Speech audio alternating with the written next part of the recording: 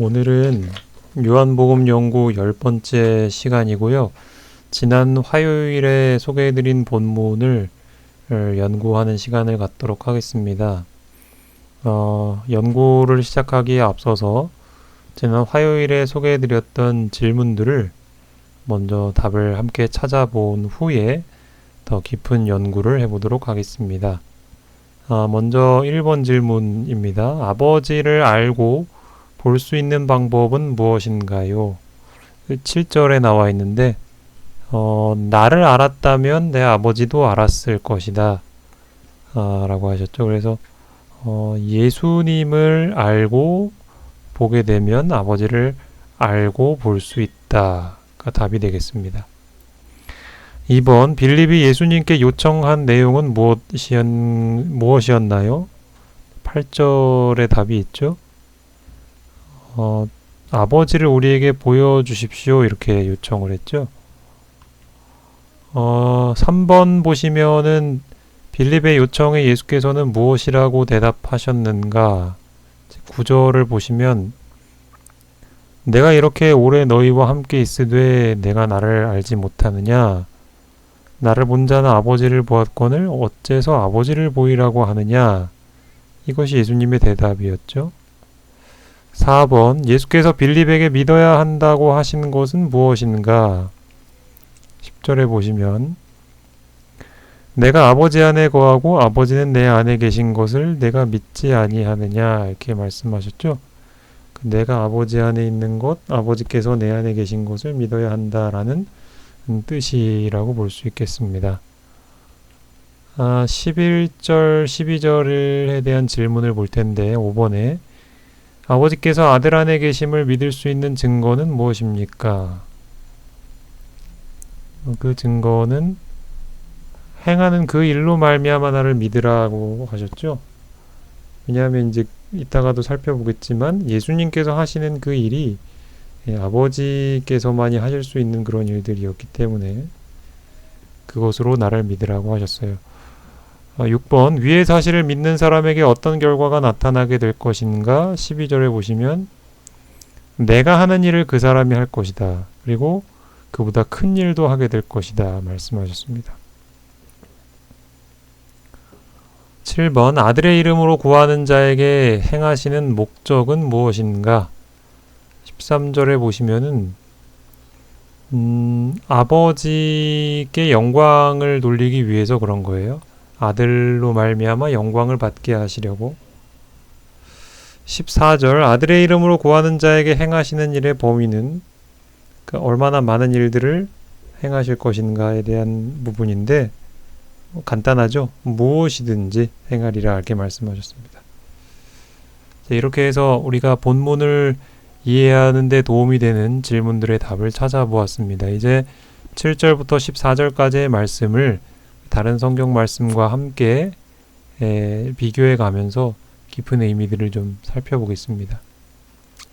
먼저 7절 말씀인데요. 너희가 나를 알았더라면 내 아버지도 알았으리로다. 이제부터는 너희가 그를 알았고 또 보았느니라.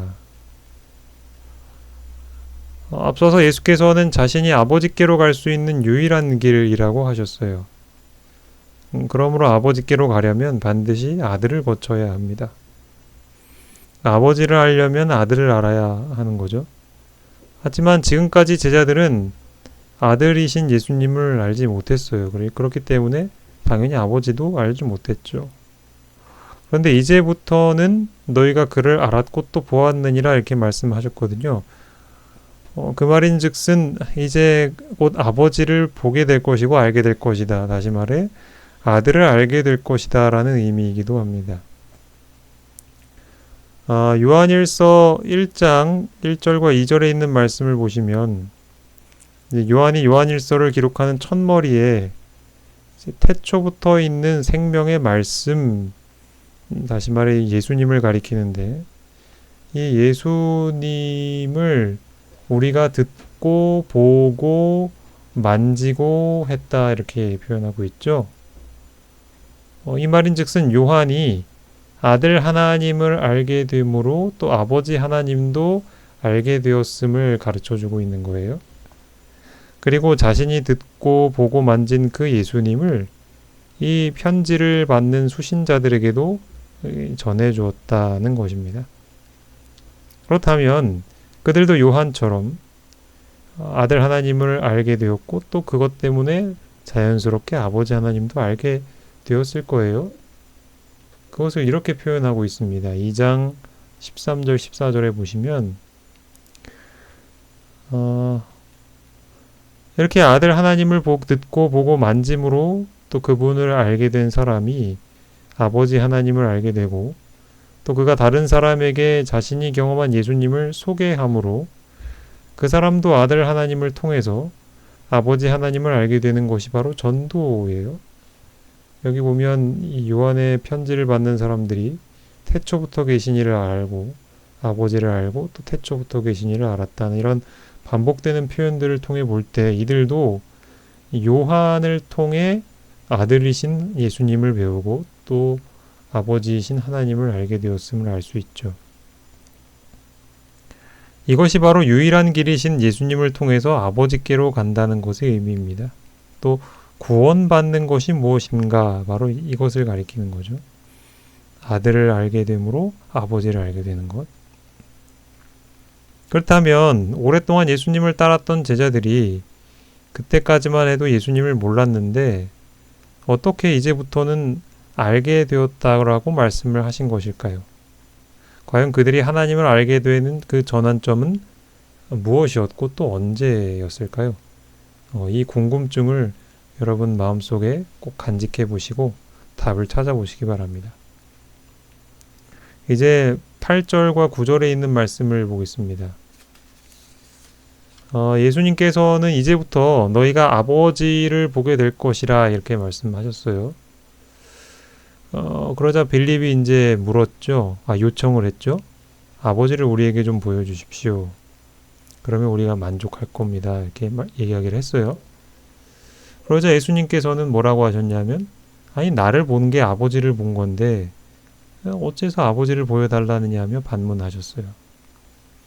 빌립은 아버지를 보기 위해서 새로운 계시가 필요하다고 생각해서 그걸 보여달라고 했어요. 하지만 예수님은 이미 그들이 본 예수님의 모습으로도 아버지를 알기에 충분하다라고 이렇게 말씀하신 것입니다. 누가복음 16장 27절부터 31절 말씀을 좀 같이 보실 텐데요. 이 말씀은 예수님께서 비유로 말씀하신 부자와 나사로의 이야기입니다. 그 중에서 부자가 죽은 후에 고통스러워하면서 아브라함에게 부탁을 하는 장면이 바로 이 말씀입니다. 이제 이 부자가 아브라함에게 뭘 부탁하냐 하면 나사로를 내 아버지 집에 보내달라 부탁을 해요. 나사로를 보내서 뭘 하냐 하면 그들에게 이제 그러니까 그들은 이제 부자들의 형제죠. 아직 살아있는 그 형제들에게 이제 가르쳐 주어라. 그래서 나처럼 살지 말라고 이제 가르쳐 주게 하라는 거죠. 그러니까 이제 아브라함이 어떤 반응을 보였냐면 그럴 필요 없다 그랬어요. 왜냐하면 이미 그들에게는 모세와 선지자들이 있기 때문에, 다시 말해 구약 성경이 있기 때문에 그것들을 통해서 그들이 깨달으면 된다. 그러니까 아브라함은 그렇게 이야기를 해요.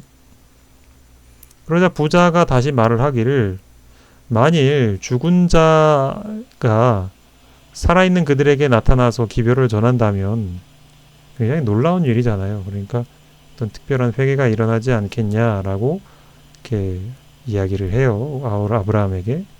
그랬더니 아브라함이 또 뭐라고 하냐면 아니다. 모세와 선지자들에게 듣지 않으면 그 구약 성경을 통해서도 그들이 깨닫고 회개하지 않으면 죽었다가 살아난 사람이 가서 가르쳐 준들 그들이 돌아오지 않을 거다. 회개하지 않을 거다. 그렇게 이야기를 한 것입니다. 그러니까 이미 부자의 형제들에게는 그들이 받아들여야 할 하나님의 기별이 충분했던 거예요.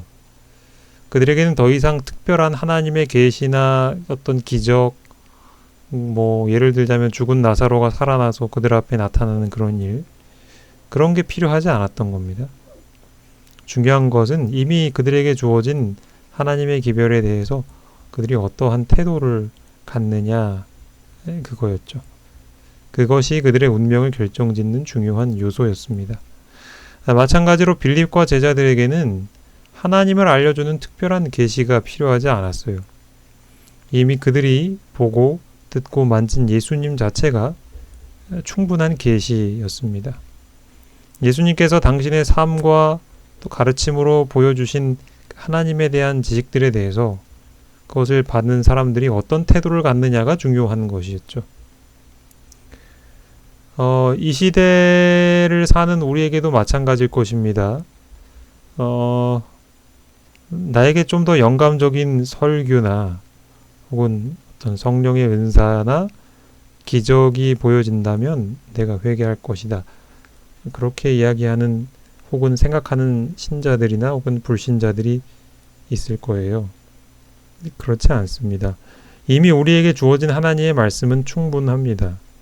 그것을 충분히 연구하고 깨달아서 알게 된 그 지식에 대해서 내가 과연 그것을 받아들일 것이냐, 그것을 믿고 순종할 것이냐, 그런 태도가 더 중요한 것이라는 사실을 우리가 기억해야 하겠습니다. 10절을 보겠습니다. 여기 보시면 이제 아들이 아버지 안에 거하시고 또 이제 아버지가 아들 안에 계신 모습을 볼 수 있습니다. 그러니까 아들을 바라봐도 그 안에 계신 아버지가 보이고 아버지를 봐도 그 안에 계신 아들이 보이기 때문에 누굴 봐도 다 똑같은 거예요. 인간의 눈에는 아버지의 모습이 보이지 않기 때문에 제자들은 인간으로 오신 아들 하나님의 모습을 보면서 아버지의 모습을 볼 수 있었죠. 근데 지금 우리에게는 좀 문제가 있죠? 왜냐하면 지금 우리 눈에는 아들 하나님도 안 보여요. 그럼 우리는 어떻게 이 두 분을 알 수 있을까요? 우리에게는 기록된 성경이 있죠. 성경은 예수님에 대하여 증거하는 책이니까요. 우리는 성경을 읽음으로 알 수 있습니다.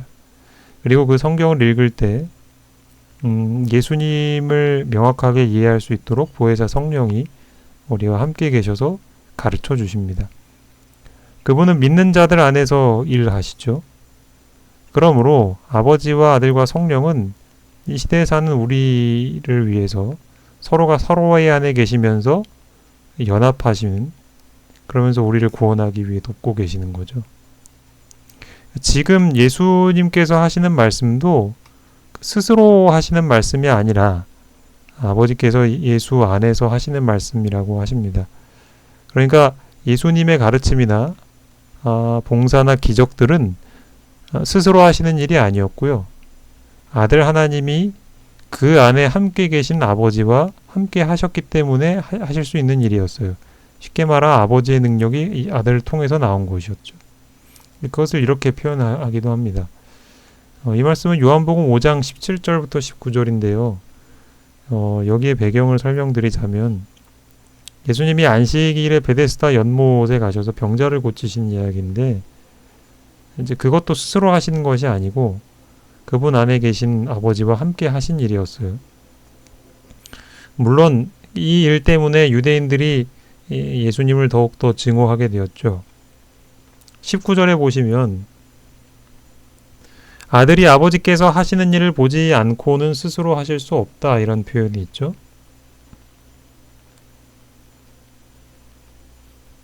(17절에도) 보면 아버지께서 이제까지 일하시니 나도 일한다. 이제 이것은 같은 의미를 갖고 있는 거죠. 혼자서 일하시지 않는 이 아들 하나님의 모습을 보여주고 있는 거죠. 마치 아무것도 할 줄 모르는 어린아이처럼 부모를 따라하는 것처럼 아버지와의 완전한 연합을 이루신 아들 하나님은 순간마다 아버지 하나님의 뜻을 확인하는 거예요. 아버지 어떻게 해야 할까요? 계속 아버지를 주시하고 따라하는 거예요. 그러니까 독단적으로 스스로 결정해서 하시는 일은 없었어요. 그렇기 때문에 그분을 보면 아버지를 볼 수 있다는 것이 가능한 것이죠. 언제나 아버지의 뜻을 헤아리고 또 그것을 실천하고 계시기 때문에 아버지께서 내 안에 계셔서 그의 일을 하시는 것이라는 표현을 우리는 마음에 깊이 새겨야 할 것입니다. 모든 것을 할 수 있는 분도 그분 안에 계신 아버지의 일을 하셨어요. 자기 일을 하지 않으시고 하물며 아무것도 할 수 없는 죄인인 우리 같은 사람이 내 일을 해서야 되겠습니까? 아버지의 뜻을 묻지도 않고 또 알기 위해 성경을 읽지도 않고 또 그분의 뜻을 이루기 위해서 능력을 구하지도 않고 또 아버지의 뜻이 마음에 들지 않아서 내 생각대로 다 해놓고서는 마치 그것이 아버지의 뜻을 행하는 것처럼 착각하고 있지는 않은가 살펴야겠습니다. 성부, 성자, 성령 이 삼위 하나님의 완전한 연합이 우리의 삶의 분명한 모본이 되어야 하겠습니다. 11절 보겠습니다. 여기 보시면 이제 내가 아버지 안에 거하고 아버지께서 내 안에 계심을 믿으라 그렇게 이야기하죠. 그러니까 우리가 예수님을 믿는다고 할 때는 예수님이 아버지와 연합하고 계시다는 사실을 믿어야 하는 거예요. 그리고 그러한 모본을 우리도 따라야 하는 것입니다. 그러한 연합의 관계, 다시 말해 스스로는 아무 일도 하지 않는 오로지 예수님과 아버지께서 원하시는 그 일을 하는 관계가 될 때야만 우리는 그분의 일을 하는 것이에요. 진짜로 그분의 일을 하는 것이죠. 예수님의 그런 놀라운 능력들은 독단적인 그분의 능력을 행사하신 게 아니었어요. 아버지의 뜻과 일치되는 일을 하면 그 안에 계신 아버지께서 그 신기한 능력을 주셔서 때로는 병자도 고치고 죽은 사람도 살리고 또 그분의 가르침이 사람의 마음을 각성시키는 놀라운 능력을 보이기도 한 것입니다. 그러니까 그렇게 나타나는 일을 보면 사람들은 예수님을 믿을 수밖에 없죠. 이것은 아버지 하나님의 능력이 아니면 할 수 없는 일들이니까요. 이 시대가 요구하는 증인의 모습도 바로 이러한 모습이 되어야 하는 것이죠. 자신이 하나님이 보내신 자임을 실제로 그가 하는 일을 통해서 그 일의 능력과 결과를 통해서 증명할 수 있어야 합니다. 사람들이 그의 하는 일로 말미암아서 그를 신뢰할 수 있어야 해요. 우리가 그 정도는 알 수 있잖아요. 이 일이 정말 사람의 눈속임으로 가능한 일인지 아니면 하나님께서만 하실 수 있는 일인지 그러한 어떤 실제적인 능력이 이 실제적인 연합을 통해서 흘러나와야 한다는 것입니다. 요한복음 5장 36절에 있는 말씀인데요. 요한의 증거보다 더 큰 증거가 있다고 하시면서 그게 무엇이냐면 아버지께서 내게 주사 이루게 하시는 역사라고 하고 있습니다. 예수님께서 하시는 그 일은 아버지께서 주셔서 하시는 일이었어요. 그렇죠? 그렇기 때문에 자신이 아버지께서 보내신 자라는 것을 자기가 증명하는 것이 아니라 아버지께서 증명하시는 거죠. 그분을 통해 흘러나가는 놀라운 능력을 통해서 말이죠. 그러니까 하나님의 증인이다라고 누군가가 주장하려면 스스로가 그렇게 주장한다고 해서 되는 게 아닙니다. 예수님이 그러셨던 것처럼 나를 통해서 어떤 인간도 흉내낼 수 없는, 사단도 흉내낼 수 없는 하나님의 능력이 흘러나와야 증거가 되는 거예요. 진짜 하나님의 일을 하는 것이죠. 그러려면 우리는 오늘도 우리 자신의 뜻을 하나님께 온전히 맡기는 삶을 살아야 합니다. 하나님은 그러한 사람을 또 찾고 계시고요. 그런 사람들에게 당신의 놀라운 능력들을 보여주기 위해서 지금도 기다리고 고대하고 계십니다. 이제 12절 말씀을 보겠습니다. 여기 보면 놀라운 약속이 있는데 예수님을 믿는 사람들에게 내가 하는 일을 그도 하게 될 것이다. 그리고 심지어는 예수께서 하신 일보다 더 큰 일도 하게 될 것이라고 말씀하십니다. 아버지 하나님께서 예수님을 통해 이루셨던 일들, 그쵸? 우리가 언뜻 떠올려도 참 놀라운 일들인데 그것이 그분을 믿는 자들을 통해서 재현되는 것이에요. 똑같이. 예수님을 믿는다는 것은 앞서도 설명드렸지만 예수님과 아버지와 성령과 연합하는 것을 의미해요. 그러니까 나를 보면 예수님도 보이고 아버지도 보이고 성령도 보이는 그러한 것을 의미하는 거죠. 스스로 자기 일을 하는 사람이 아니라 그 일을 하고 있는 일을 보면 저게 바로 하나님의 일이구나 라는 것을 사람들이 깨달을 수 있을 만한 그런 사람의 삶을 가리키는 거죠. 이 시대에 요구되는 일꾼들이 바로 이런 사람들입니다. 특별히 여기 마지막에 보면 그보다 더 큰 일을 한다고 하시면서 그 이유를 내가 아버지께로 감이라고 하셨는데, 이제 예수께서 아버지께로 돌아가신 후에 이제 그분을 믿는 자들에게 주어질 그 보혜사 성령의 선물을 가리키고 있는 것이죠. 그렇다면 정말 그것이 성취가 되었을까? 어떤 능력들이 보여질 수 있는 것인가? 마가복음 16장 17절로 20절을 보시면 이제 믿는 자들에게는 이런 표적들이 따를 것이라 하면서 이제 여러 가지 기적, 놀라운 일들이 나옵니다. 그리고 난 후에 이제 19절에 보면 예수께서 올라가셔요. 하늘로 올라가시고 20절에 보면 이제 예수께서 약속하신 이런 놀라운 일이 실제로 이제 성취가 됩니다. 마치 나를 믿는 자는 내가 하는 일을 그가 할 것이라고 하신 것처럼, 여기 보면 주께서 함께 역사하사라는 표현이 있죠. 그러니까 하나님께서 사람과 연합하신 모습을 보여주고 있는 거죠. 예수님과 상관 있는 사람들. 이게 13장 초반에서 저희가 함께 이 의미를 살펴봤죠.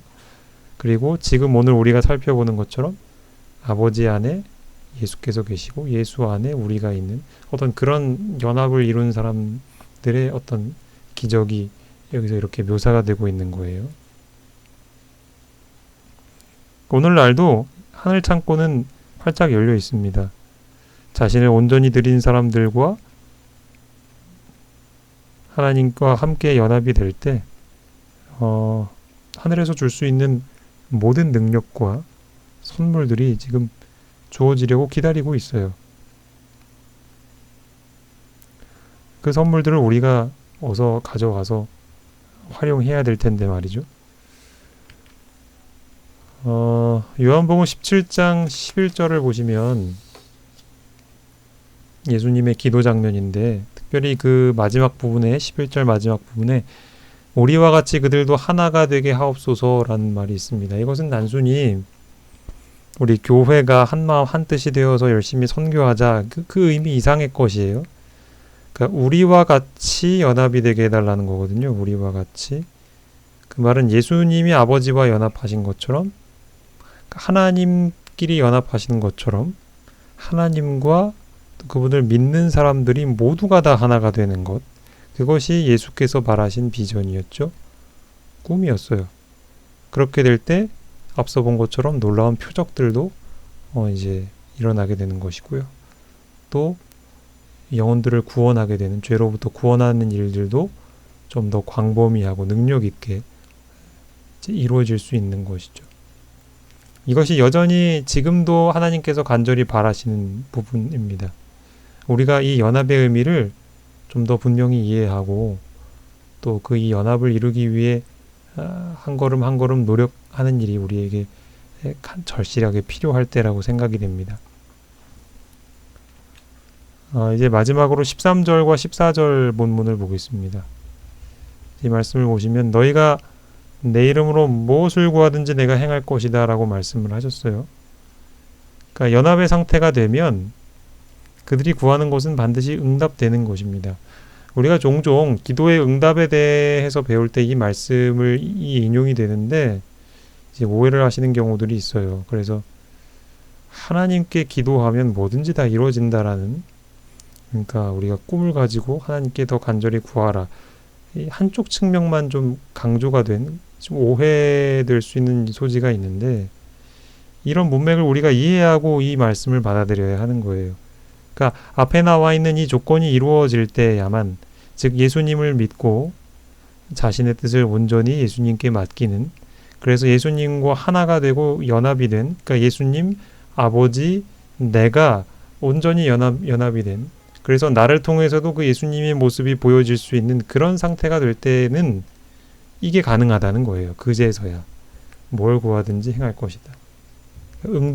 응답의 적중률이 100%가 되는 거예요. 예수님의 이름으로 구한 것들은 또한 반드시 주어지게 될 것입니다. 왜냐하면 이런 연합의 상태가 되면은 우리는 이제 마치 우리가 예수님의 이름으로 기도합니다라고 기도할 때 아버지께서 그 기도를 받으시면서 예수님이 구하신 것처럼 받으시고, 또 아버지는 예수님이 구하시는 것은 무엇이든지 해주시거든요. 완전한 연합을 이루시는 관계이기 때문에. 그러니까 가장 확실한 보증 수표인 것입니다. 온 우주를 자신의 뜻대로 움직일 수 있는 분의 뜻과 또 예수님의 뜻과 우리의 기도하는 사람의 뜻이 일치가 될 때에는 무엇이든지 이루어지는 거예요. 그리고 그렇게 될 때 아들을 통해서 아버지께서 영광을 받으시는 것입니다. 예수께서는 지금도 제자들에게 그러셨던 것처럼 무엇이든지 구하면 내가 행하리라 하시면서 기다리고 계십니다. 물론 우리가 그분께 구하기를 기다리고 계시지만 그보다 앞서서 예수께서 보이셨던 그 연합이 먼저 이루어진 우리가 되기를 간절히 기도하고 바라고 계십니다. 오늘 성경 연구 잘 따라오셨나요? 내일 설교 시간에는 오늘 연구한 내용들을 우리 삶에 어떻게 적용할지에 대해서 함께 나눠보는 시간을 갖도록 하겠습니다. 함께 해주신 모든 분들께 감사드립니다. 행복한 안식일 되시기 바랍니다.